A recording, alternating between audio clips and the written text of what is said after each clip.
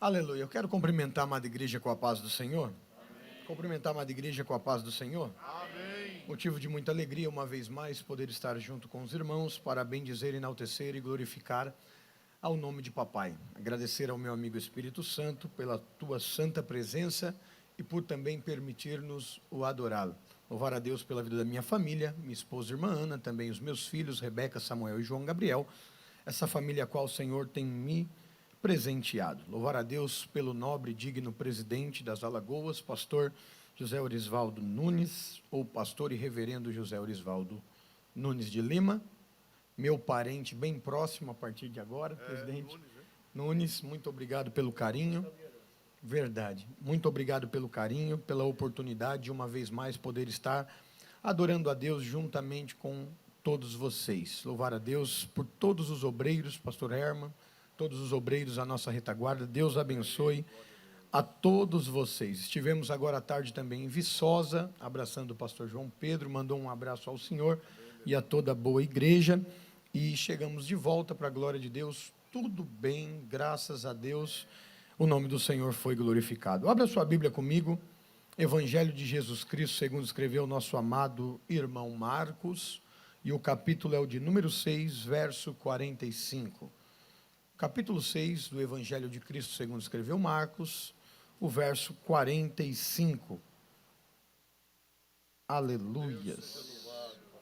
Culto missionário a todos os internautas que também estão conosco ao vivo, participando deste culto, adorando a Deus. Seja um missionário virtual, compartilhe essa live, compartilhe este culto, e eu tenho certeza que Jesus vai alcançar um número maior ainda de pessoas nesta noite. Amém, irmãos? Marcos, capítulo 6, verso 45, quantos encontraram, diga amém. Amém. Diz assim a palavra do Senhor: e logo obrigou os seus discípulos a subir para o barco e passar adiante, para o outro lado, a Betsaida, enquanto ele despedia a multidão. E tendo-os despedido, foi ao monte para orar. E sobrevindo a tarde, estava o barco no meio do mar, e ele sozinho em terra. E vendo que se fatigavam a remar, porque o vento lhe era contrário, perto da quarta vigília da noite, aproximou-se deles, andando sobre o mar, e queria passar adiante deles. Mas quando eles o viram andar sobre o mar, pensaram que era um fantasma e deram grandes gritos, porque todos o viram e perturbaram-se. Mas logo falou com eles e disse-lhe: tem bom ânimo, sou eu, não temais. Por favor, estejam sentados em nome de Jesus.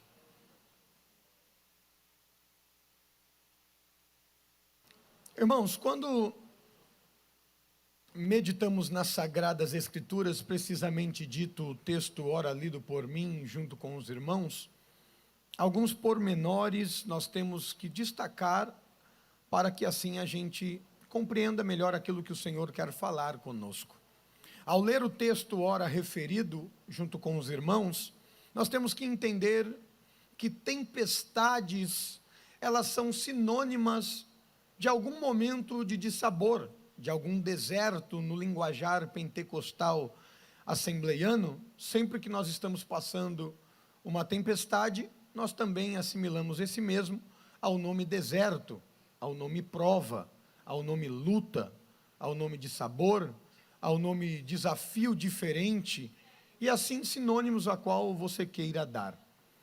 Quando nós adentramos em Marcos, o capítulo de número 6, uma das coisas que eu tenho que destacar é que esta tempestade agora acontecendo-se não tem a ver com aquela de Atos.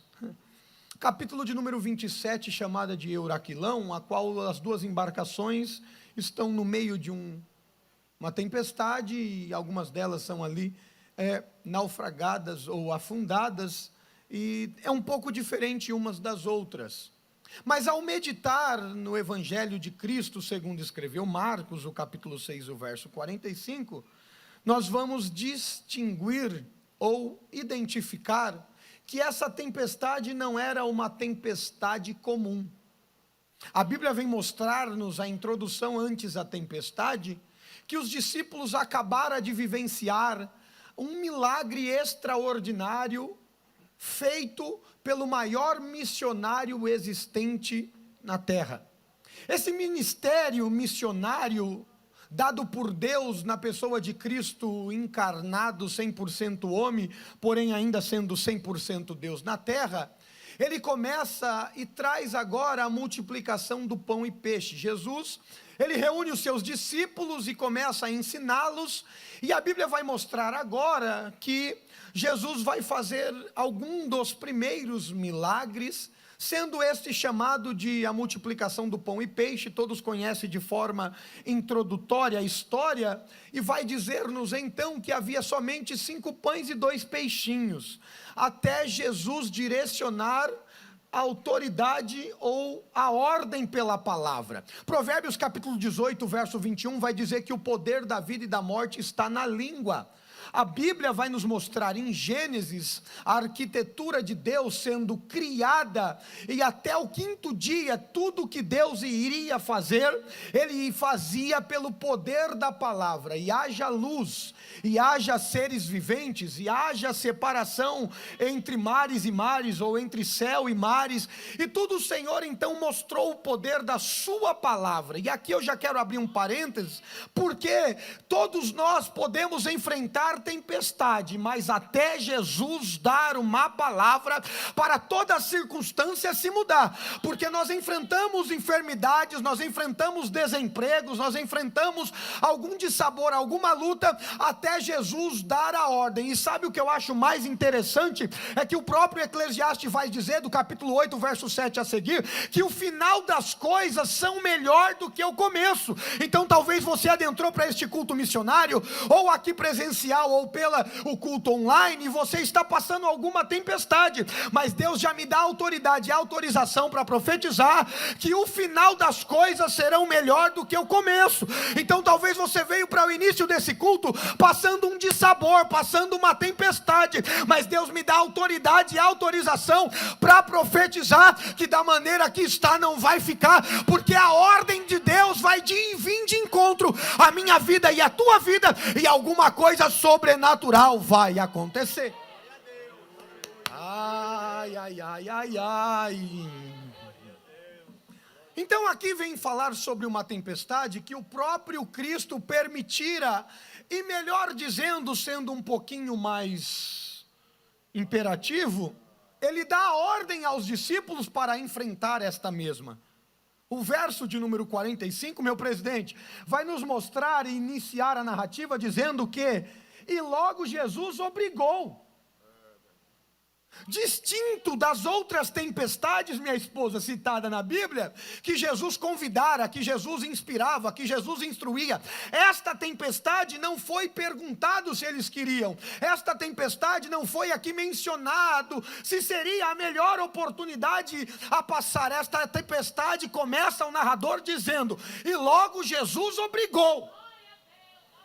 Irmãos, permita-me, com muito temor, muito tremor de Deus, porém com a autoridade e autorização do meu amigo Espírito Santo, existem certas tempestades que não é demônio, que não é pecado, mas é o próprio Deus que nos obriga a passar e a enfrentar, porque tempestade nunca vai matar crente, mas tempestade vai revelar o agir sobrenatural de um Deus todo-poderoso, que ainda olha e zela pela tua igreja.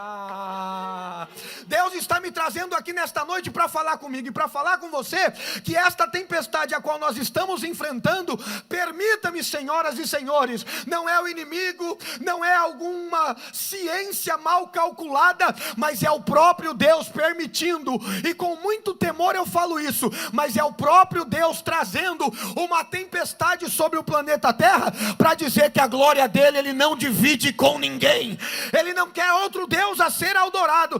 Então Deus vai nos obrigar a enfrentar algumas tempestades para que a gente possa adorar e bendizer o nome dele.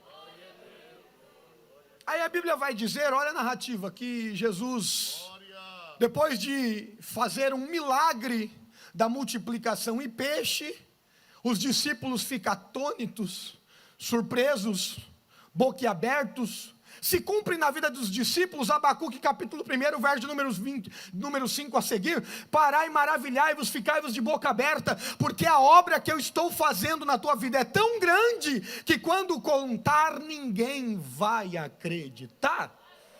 E os discípulos começam a ficar de boca aberta, porque era 5 pães e 2 peixinhos, antes de Deus colocar a mão, porque quando Deus coloca a mão,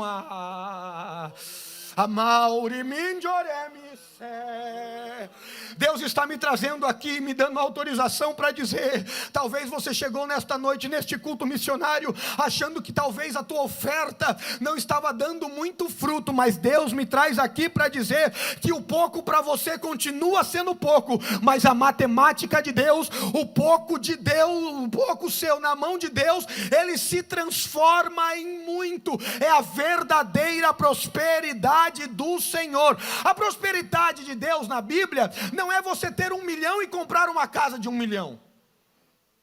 Isso é administração.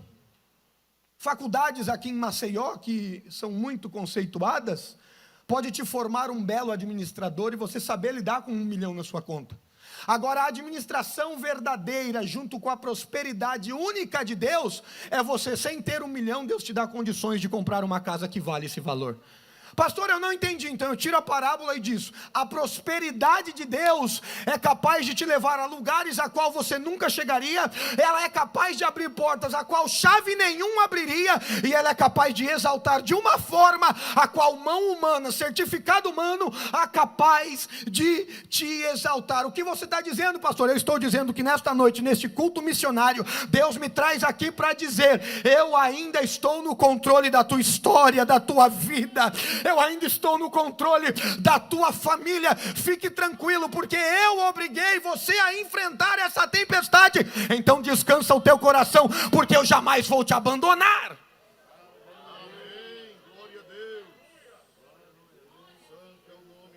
Aí olha que coisa interessante. A Bíblia vai dizer que os discípulos passaram por este milagre, pastor Erno, e agora eles vão viver uma tempestade. Depois, pastor Olímpio, depois de um milagre de multiplicação, eles vão para uma tempestade. Porque sempre que Deus nos prosperar, Ele vai nos provar para ver como está o nosso coração. Porque, irmãos, perdoe-me, por favor, meu presidente me deixou à vontade, estou me sentindo muito em casa, mas tem muita gente que entra no manto da oração e nos mistérios de Deus quando tem o pouco. Quando vem a falta, quando vem a prova, quando vem a luta, quando vem a tempestade, até entra, mas quando Deus começa a prosperar, eita! E nesta noite Deus está procurando a pessoa que é fiel no pouco, e quando é colocado no muito, ainda continua fiel. Porque o que vai fazer a diferença não é você ser fiel no pouco. Você ser fiel no pouco já te garante a promessa de Ele te colocar sobre o muito. Permita-me num vocabulário bem simples, por favor, não vão escandalizar. Para chegar na picanha tem que dar glória no zoião. Para dar glória na casa boa, tem que morar primeiro no barraquinho, dando glória a Deus e aleluia. Só que todo ser humano passando pelo pouco, irmãos, ninguém quer ficar no pouco eternamente. Ninguém quer ficar na bênção conta-gotas eternamente, sempre ora, sempre jejua. Agora o que vai fazer a diferença não é do pouco para o muito, é chegar no muito que Deus mesmo te dá e manter-se nele até a vinda de Jesus. Sabe o que Deus está dizendo para mim? Eu às vezes obrigo eu e você passar certas tempestades, Deus falando para nós, para mim saber como está o teu coração, se você ainda continua dando glória a Deus e aleluia no pouco, mas se eu te colocar no muito, o teu coração ainda vai declarar que eu sou Deus sobre a tua vida. Aí olha que coisa interessante, o Senhor obriga eles a subirem no barco, eles não queriam, porque eles tinham vivido agora uma tempestade, um milagre sobrenatural, que é a da multiplicação, tinha acabado de ver algo extraordinário. Aí Deus pega e fala: peraí, estando comigo presente, é bom me adorar. Vou deixar eles um pouquinho distante, para ver se eles continuam me adorando. Então sobe no barco.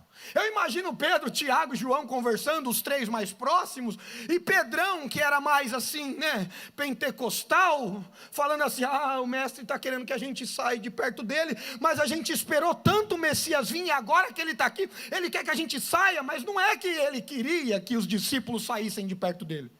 É porque Jesus é onipotente, onipresente, onisciente. Ele nos conhece dormindo, deitado, acordado.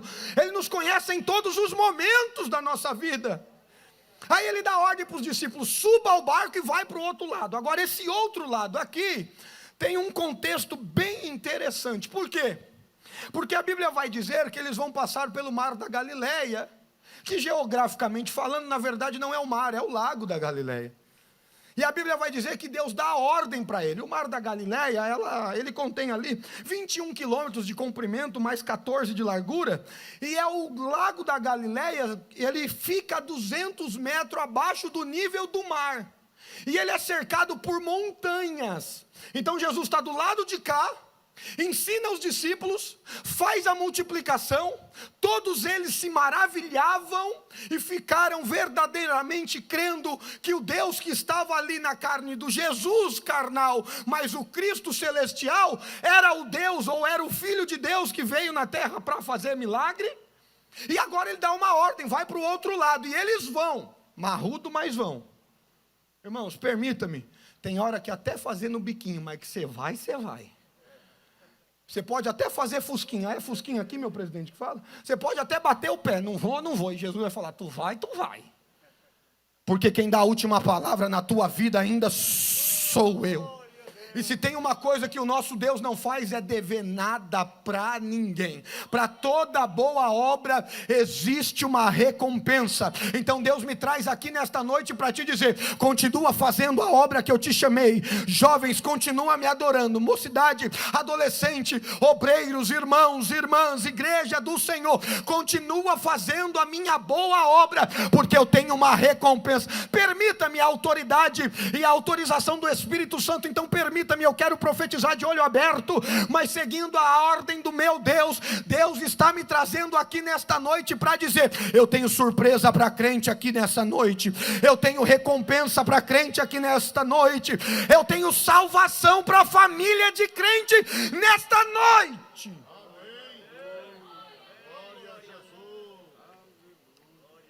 Aí eles vão passar pelo lago ou o mar da Galileia. E ele é cercado por uma montanha muito grande, uma das mais conhecidas é o Monte Hermon. E ali acontece um agir sobrenatural que chama muito a minha atenção. Por quê? Porque devido o mar da Galileia ser cercado por montes, os ventos batem nas montanhas e ele por si só faz algumas tempestades acontecer no mar da Galileia. Mas o que eu acho interessante, sabe o que é? É que às vezes a tempestade está acontecendo embaixo, mas quando você olha para o céu, ele está azulzinho, sem nuvem negra nenhuma. Porque tem coisa que no céu não vai ser nunca movimentado pela terra. Tem coisa que é tempestade só na terra, mas o céu continua ainda inerte, só esperando a adoração do povo dele.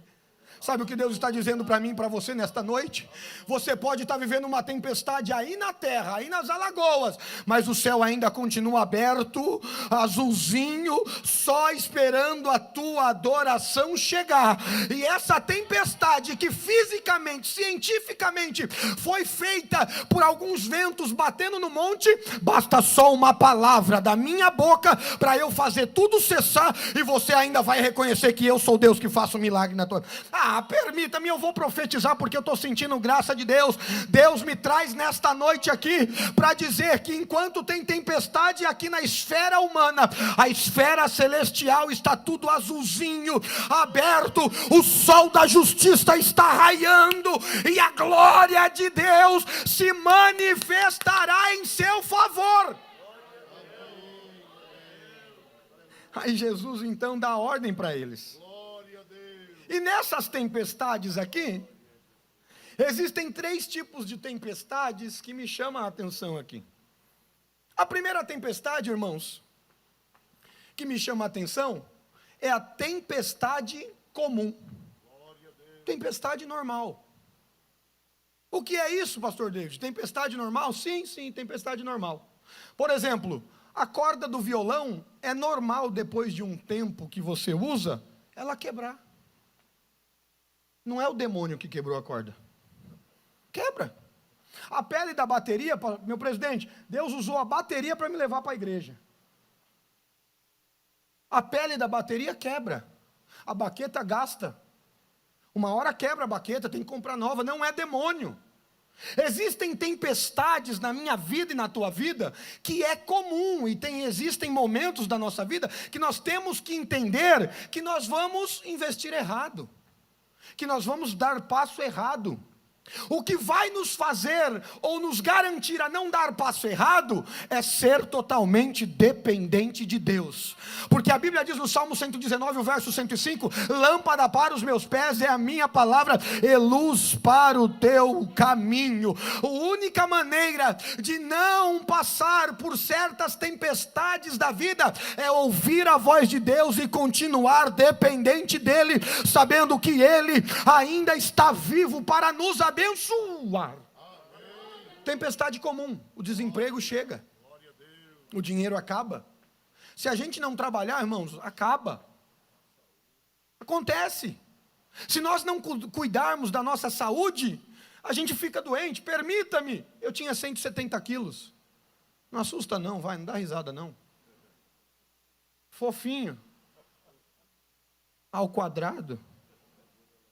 Eu usava camisa 13. Dá risada não. Porque eu deixei de cuidar da minha saúde. Aí vem colesterol, triglicérides, diabetes, vem tudo isso e eu falo, é o demônio. Não, era eu que estava comendo muito. Tempestade comum. Agora, segundo tipo de tempestade que existe aqui, é a tempestade espiritual. Essa sim é espiritual. Tem momentos da nossa vida que nós vamos passar pela tempestade comum. Vai acontecer. O pneu do carro, de tanto rodar, vai gastar. Você tem que trocar a pastilha do freio. E assim sucessivamente. Agora, a tempestade espiritual é diferente. Por quê? Porque Jesus estava do lado de cá, numa terra que só o nome dele era exaltado, e ele dá ordem aos discípulos para ir para o outro lado. O outro lado ficava Decápolis, e o conjunto de 10 cidades, e uma das 10 cidades do outro lado que estava ali, era a cidade de Gadara, aonde o fato ocorrido, pastor Herman, meu nobre, é a libertação de um endemoniado lá em Gadara. Olha que coisa interessante, Jesus estava do lado de cá, mas mesmo assim ele é onipotente, onipresente, onisciente, e ele está de olho do outro lado. Sabe o que Deus está dizendo? Enquanto você está aqui, eu estou de olho lá na tua casa, eu estou de olho na tua família, eu estou de olho lá na tua empresa. Enquanto você me adora aqui, eu estou cuidando de tudo aquilo que envolve você e a tua casa. Se você acredita, adore o nome daquele que vive. Tempestade espiritual. E aí a Bíblia vai dizer sobre como começava essa tempestade. Segundo o misticismo da época e da hora, daquele momento, existia um tal de um demônio por nome Pazuzu, que ele tinha asas, e era o mesmo que vivia alojando a legião de demônios, 6.000 demônios, naquele homem em Gadara. E quando eles, não sendo onipotente, onipresente, onisciente, mas eles vê e percebe que Jesus dá ordem para os discípulos sair desse lado e ir para o outro lado, só para libertar ele, eles começam a bater asas para tentar fazer tempestades contrárias. Esses dias eu estava conversando com um rapaz aqui na Ponta Verde, aqui, um senhor, já de 75 anos, ele tem mais de 30 anos de pescador, o nome dele é Josias, e ele conversando comigo, ele estava explicando que existem 2 maneiras para ele poder pescar. Uma delas é quando ele espera o vento terra-mar. Porque ele anda de 8 a 12 quilômetros para dentro do mar, junto com esse vento terra-mar que vem da terra e empurra ele para o mar, direto. Se o vento está contrário, ele falou para mim que ele gasta pelo menos 50 minutos a mais do que o normal para poder chegar no lugar. E o detalhe maior é que se o vento está contrário, ele tem que remar em zigue-zague para poder chegar. Então imagine agora os discípulos sendo obrigados por Cristo, e eles não tinham aqui o vento, terra, mar, porque Jesus obrigou. Se ele obrigou, Jesus também vai permitir algumas tempestades, alguns ventos contrários, mas não é porque Deus permite algumas tempestades, que ele ainda não continua de olho e no controle da situação, para nos garantir vitória. Aí sabe o que eu acho interessante? É que vem essa tempestade, e a Bíblia vai dizer, essa tempestade espiritual, que esse demônio se levanta para tentar fazer os discípulos ou os missionários aqui de continuar a fazer a obra ou desanimar, meu presidente. Porque é contrário. É normal, aqui junta a tempestade primeira, que é a tempestade comum, de tanto eles remarem, eles se cansariam. Mas junta com a tempestade espiritual. Mas para essa tempestade espiritual que estava se levantando contra os discípulos para chegar do outro lado, para um milagre acontecer, Jesus se coloca e todos gritam: quem é esse que até o vento e o mar lhe obedecem? Deus me dá autoridade e autorização nessa noite para profetizar pela palavra. Hoje é noite de eu repreender o vento contrário sobre a tua vida, sobre a tua família, porque eu não perdi o controle da situação. Aleluia. Jesus é bom. Agora a terceira tempestade, eu caminho para encerrar, é a tempestade divina. A primeira é a comum, nós vamos enfrentar. A segunda é a espiritual, por que não dizer cheia de demônios, para tentar nos desanimar. Mas até aqui o Senhor tem nos sustentado. Eu vou liberar uma palavra profética. Isaías 54:17. Pelo poder da palavra de Cristo Jesus, o ressurreto, toda a ferramenta preparada contra ti, contra a tua família, contra o teu casamento, contra o teu ministério, contra a tua finança, ela não vai prosperar, porque é noite do Senhor repreender os ventos contrários que estão tentando te desanimar. Então Deus me traz aqui para dizer o que disse em Lucas 13:31, e os fariseus foram até Jesus para dizer: saia daqui, pare. E Deus me traz aqui nessa noite para dizer: não para, continua, vai em frente, é hora de marchar, é hora de continuar, porque o socorro vem. Agora a terceira tempestade é a divina. O próprio Deus vai pegar os discípulos, obrigá-los a entrar no barco e ir para o outro lado. Porque existem desafios ou missões que Deus nos dá, que se não for pela graça dele e misericórdia dele, nós não vamos. Aí Deus então permite uma tempestade. E por que Deus permitiu uma tempestade ou mandou uma tempestade? Porque Jesus conhece o coração dos discípulos. O segredo de tudo isso, eu vou ler e já encerro, do Marcos 6, que eu li com os irmãos. A resposta de tudo isso, por que Deus algumas vezes obriga-nos a entrar no barco e ir para um lugar a qual nós não queremos, e também permite a tempestade vir, é porque Ele conhece o nosso coração. Quer ver o verso 52? Olha que coisa linda. Pois não tinha compreendido o milagre dos pães, antes os seus corações estavam endurecidos. Os discípulos não estavam entendendo o porquê que Jesus estava fazendo a multiplicação. Porque o sentimento humano é normal, irmãos, é normal, por favor, entenda-me. Quando Deus multiplica, quando Deus prospera, é normal você desfrutar daquilo que o Senhor nos dá. Em alguns momentos nós não queremos dividir, porque a matemática humana nos mostra que quanto menos nós abrirmos mão, menos a gente tem. Mas a matemática celestial celestial não trabalha como a matemática humana.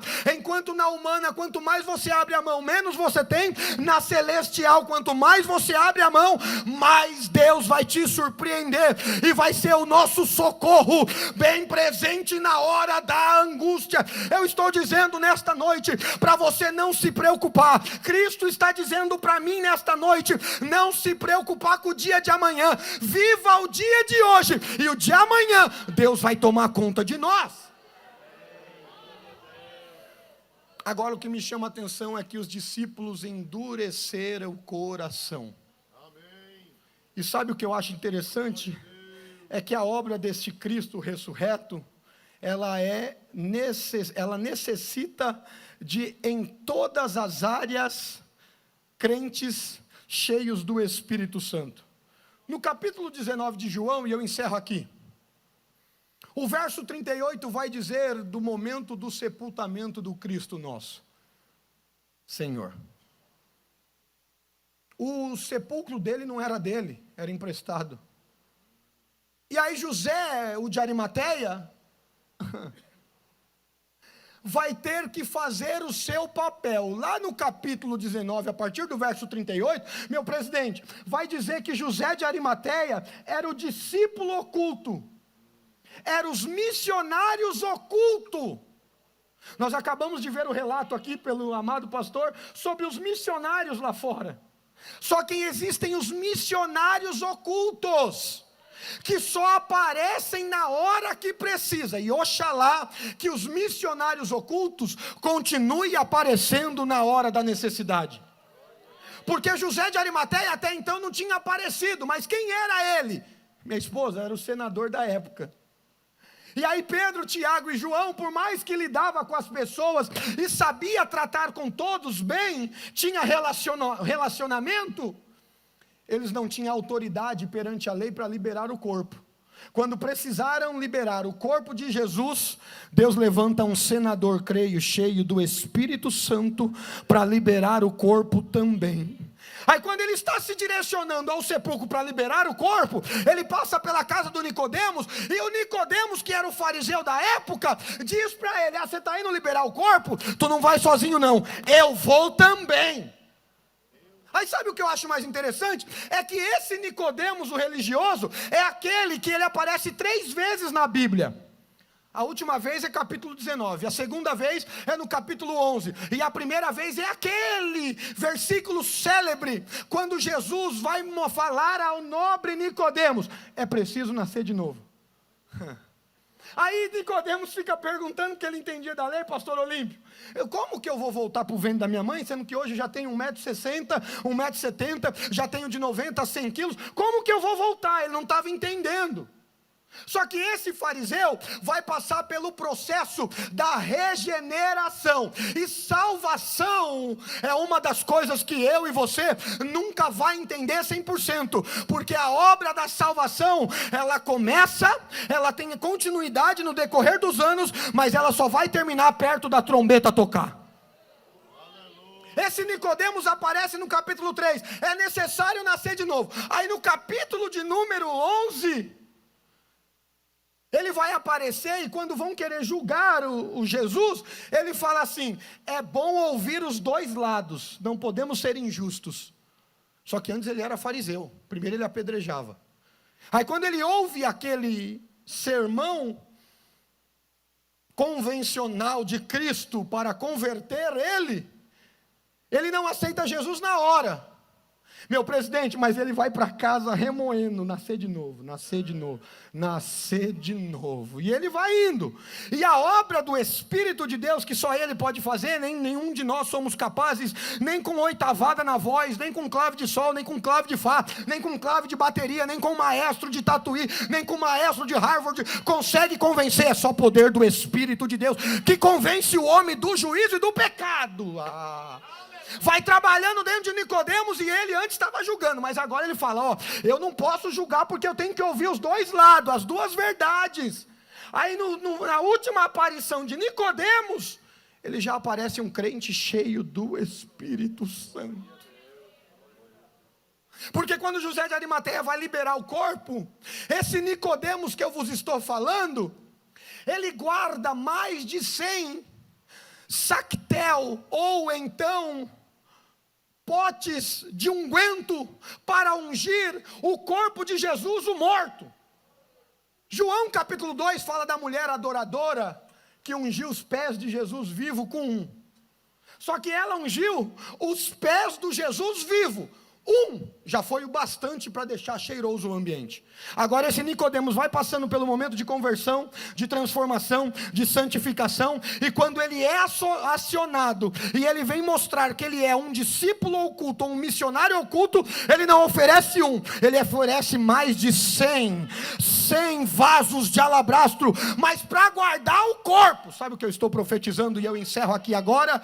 É que nesses últimos dias, os discípulos ocultos vão se manifestar para guardar do corpo, para zelar do corpo, para vigiar o corpo, para santificar o corpo. E quem é o corpo? É a igreja. Só Jesus é o cabeça, do pescoço para baixo somos nós. Deus está levantando nestes últimos dias, nessas últimas horas, discípulos, missionários ocultos, que vão guardar o corpo, que vão zelar do corpo, que não vão deixar o corpo cheirar mal, porque eles sabem que já já eles estarão diante de Jesus. Se você acredita nisso, adore o nome do Senhor nessa noite. Deus abençoe, presidente.